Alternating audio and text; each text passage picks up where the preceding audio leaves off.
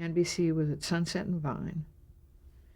And again, I had my hat, my shoes, my purse, and my gloves, and I got the bus to Sunset and Vine. And I walked in, and the guard said, "Can I help you?" And I said, "Yes, I'd like to see if I can find work here." And he said, "Excuse me," and he called Kay Hardesty, dear woman, who was personnel director for NBC, and I told her why I had come. Didn't mean to be rude, but I hadn't called for an appointment, but she saw me anyway. So we had a long talk.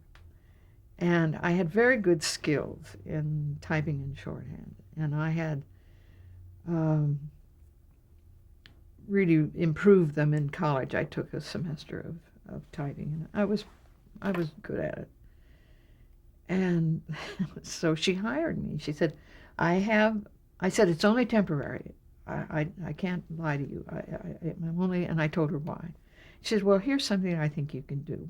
There's a new, what'd she call it? A new department of NBC, a new division of NBC. It was a television department." And she said, "It's very new. And in fact, it's up the street and over a drugstore. And I'll send you over there. And there's a position. They need a receptionist and a secretary for 7 guys."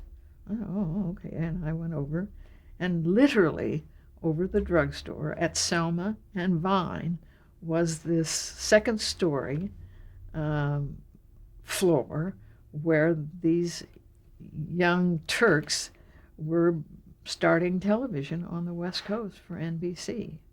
They including Bud Yorkin, Jack Shea, Arthur Penn, Jack Smythe. Who were some of the others? But they were all doing what was live local television. Dinah Shore was to come, but the one show that was the Dennis Day show. Now, I did work as a secretary for these guys. This was, and as I look back, this is what was the beginning of my matriculating through this industry. I learned the language. I would type their reports.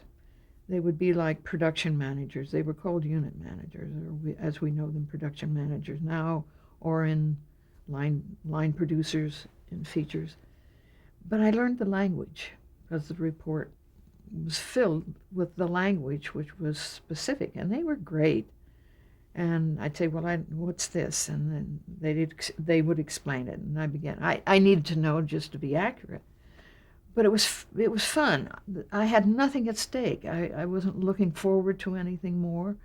So it was fun, and I enjoyed the people. John Rich and I became buddies then, and Bud Yorkin and I worked together later. It was just an amazing cauldron of energy and excitement, and all these people had come from the East. Bud had come from Carnegie Mellon, the others Yale. Arthur had come from Yale, and so it was all very, for me, elitist, and I was just like a kid in a candy store just watching these wonderful people do these exciting things.